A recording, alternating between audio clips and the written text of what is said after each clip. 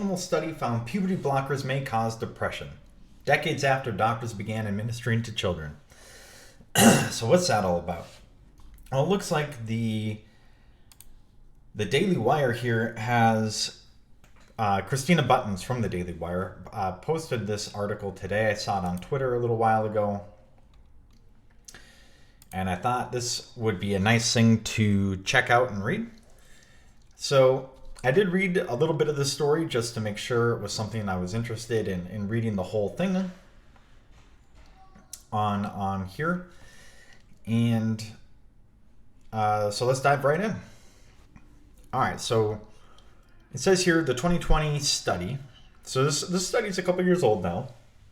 Was the first of its kind to use an animal model to examine the potential neurological and psychiatric effects of puberty-blocking drugs, 22 years after doctors began prescribing them to gender dysphoric adolescents on an experimental basis. I wish this was qualified, right? I'd really like to know where that was, right? Did that happen in the United States? Was that in the UK? Was it in France? Where did this happen? I'd like this substantiated. All right. The result was found that treatment with leuprolide, the drug used to suppress puberty, and I have questions here too. Is it a drug or is it the drug? I don't know. Has profound effects of increased depression in female mice, in male mice, increased stress, in female mice. In male mice, increased stress and loss of interest in female mice were reported. Okay. I mean, that's kind of not too surprising that men might lose interest in women if their hormones are being blocked. Our behavioral neurobiological characterization reveals for the first time that chronic leuprolide treatment starting after the onset of puberty exerts sex-specific effects on social preference. Despair-like behavior and hyponeophagia, neuroendocrine response to mild stress, and hyperactivity of the this other dentate gyrus, a crucial neurobiological regulator of stress responses in mice, the paper reads. There's a lot of big words in there that I have no idea what they mean. Like that. In 1998, Okay, here we go. Now we're getting something here. I also want to know, is this the drug that they use that they generally give to little girls who start puberty early, like really early, to delay it to a natural time, right? Is that the drug that's used? I'm curious about that. In 1998, Dutch clinicians began using leuprolide to suppress puberty as an intervention for pediatric gender dysphoria. Right? It's the Dutch studies. I think that this is probably part of that. Yeah. And over the years, published 2 studies, exactly, this is the Dutch studies that we're talking about, on their use in this context. The problematic Dutch protocol, as it became known, was later adopted by the United States to form the bedrock of the gender-affirming model of care, which deploys the use of puberty blockers, cross-sex hormones, and surgeries to affirm minors in their chosen trans identity. While past studies on leuprolide treatment in animals looked at the physiological effects in the body, the placebo-controlled trial was the first to examine the neurobiological effects of leuprolide in the brain. Using post-pubertal, I've never heard that before, but okay, post-puberty mice as a model for post-pubertal children with gender dysphoria.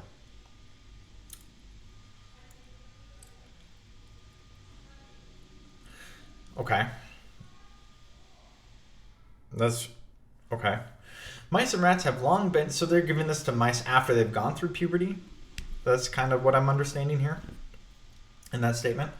Mice and rats have long been used as model organisms for biomedical research because of their physiological and anatomical and genetic similarity to humans. Okay. The effects of GnRH agonists on brain function and mental health care are not well understood. The abstract read. Yeah, I think that's true in a lot of medicine. A lot of effects aren't well understood because biology is very complex. Biology is wildly complex, right? I don't think people understand just how complex biology is.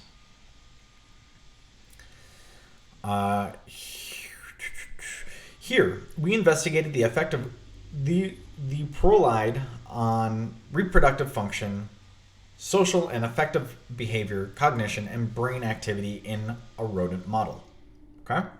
The study found that the prolide treatment had sex-specific behavioral differences in male and female mice. For example, the puberty suppression drug affected the social behavior of male mice, but a change in social preference was not observed in female mice.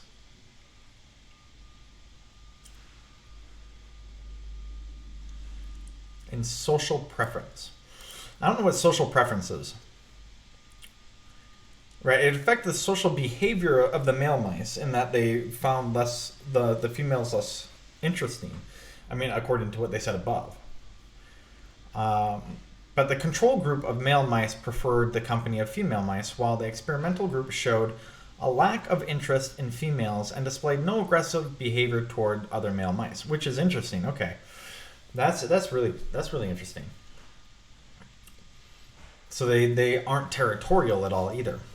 Female mice treated with the prolide had decreased appetite and spent more time immobile, both common indicators of despair-like behavior in animal models. Okay, so they exhibited depression-like behaviors. When the researchers found increased neural activity in the brain region responsible for mood and anxiety regulation, stress resilience, and cognitions in female mice, it supported the observations. Okay, so they also did brain scans to show similar patterns in the brain, patterns that are reminiscent of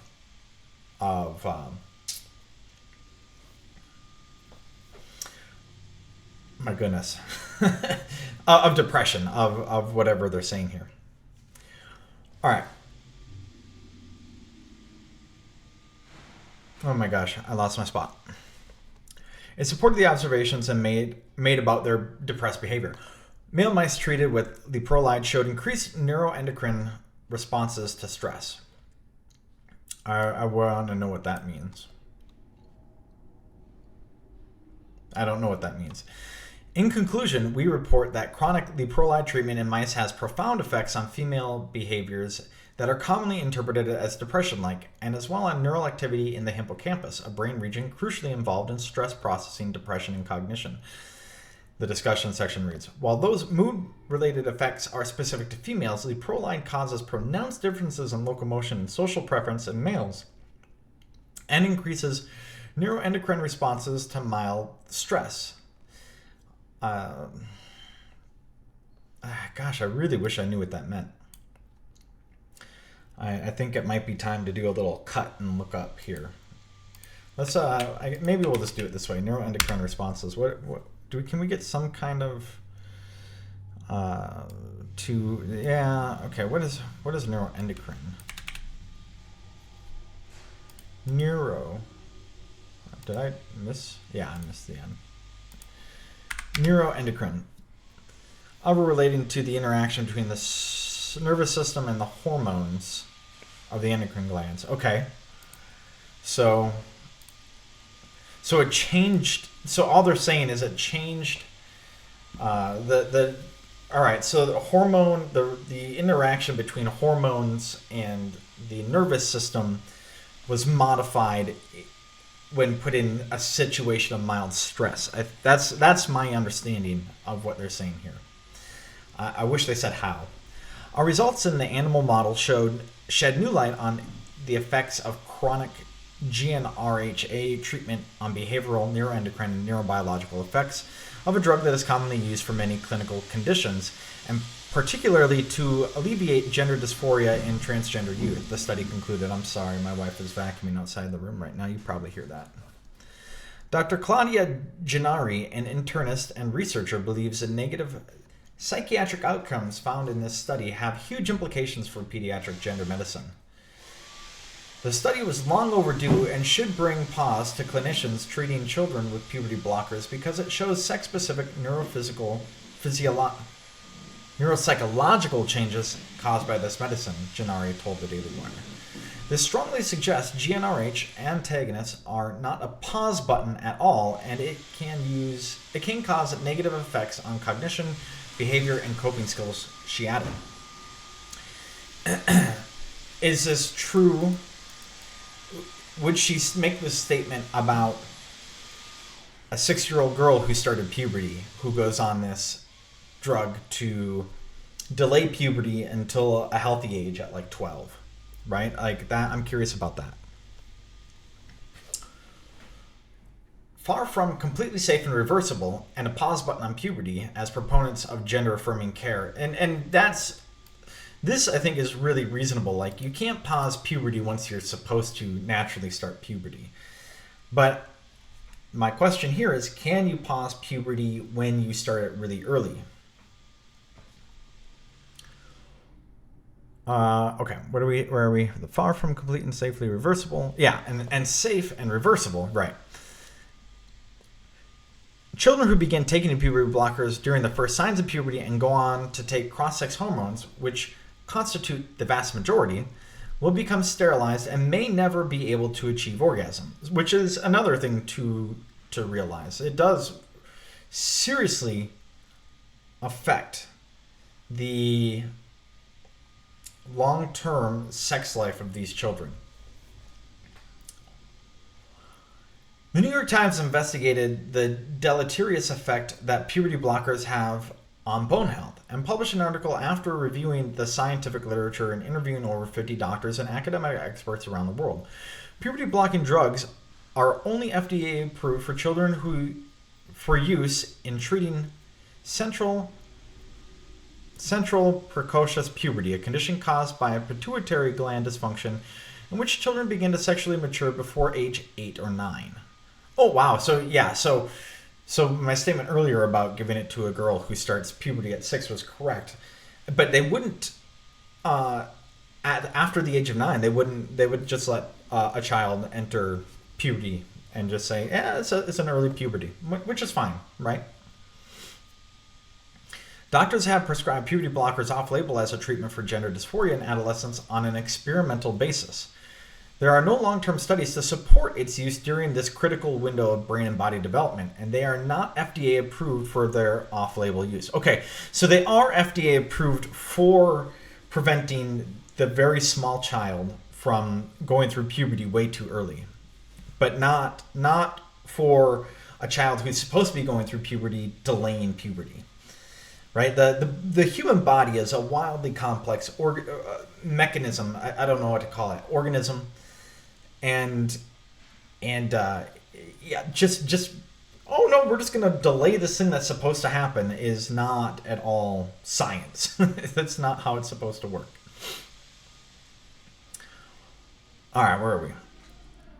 They are, however, given out to children like candy to a skyrocketing number of new patients, according to new pediatric endocrinologists from Boston Children's Hospital's GEMS, Gender Management Service, which was the first clinic in the country to begin administering puberty blockers to children.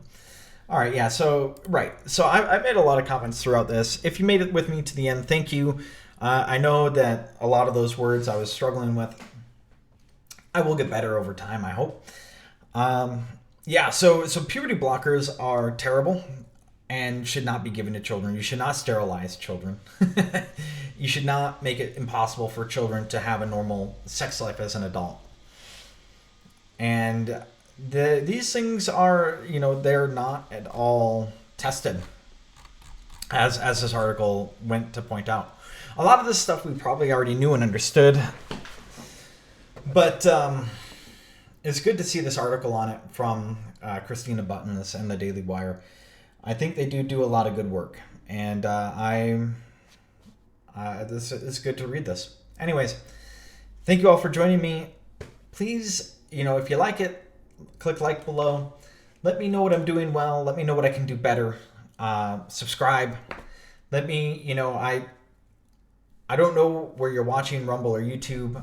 It'll be interesting. I was only making on Rumble. Now I'm making it on YouTube too, and posting the YouTube link on Twitter. Maybe I should post both. If you have any opinions, let me know. Anyways, thank you for watching. Have a great day.